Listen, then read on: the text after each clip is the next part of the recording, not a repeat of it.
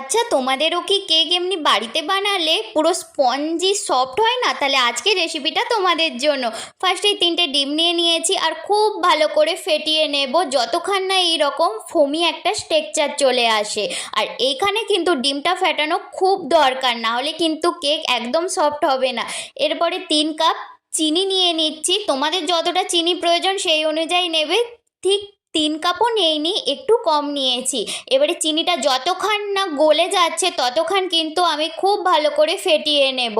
যত ভালো করে ডিমটা ফেটাবে তত কিন্তু কেক সফট হবে। এরপরে যতটা চিনি নিয়েছি ততটাই কিন্তু তেল নিয়ে নেব। তেল আর চিনির পরিমাণ কিন্তু একদম সমান থাকবে।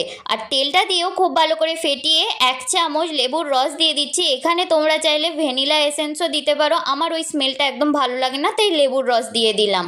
চিনিটা কিন্তু ডিমের সাথে অবশ্যই খুব ভালো করে গুলিয়ে নিতে হবে, না হলে কিন্তু কেকের ভেতরে কাঁচা রয়ে যাবে। আর 1 চামচ বেকিং পাউডার আর এই কাপটার 1 কাপ ময়দা ভালো করে চেলে ডিমের সাথে আলগা হাতে মাখিয়ে নিচ্ছি। এবারে কিন্তু ভালো করে ফেটালে চলবে না, কারণ ডিমের যে ফোমি ভাবটা ওটা নষ্ট হয়ে গেলে কেক কিন্তু একদম ফুলবে না আর সফটও হবে না।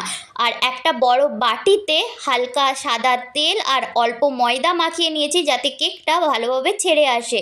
তারপরে কেকের ব্যাটারটা ভালো করে দিয়ে একটা বড় হাঁড়ি, তার মধ্যে একটা স্ট্যান্ড নিয়ে নিয়েছি আর বাটিটা বসিয়ে ঢাকা দিয়ে দিলাম। 40 মিনিট লো ফ্লেমে বেক করে নেব, তাহলেই কিন্তু কেকটা একদম সফট আর তুলোর মতন হয়ে যাবে। দেখো কেকটা কিন্তু ভেঙে যাচ্ছে।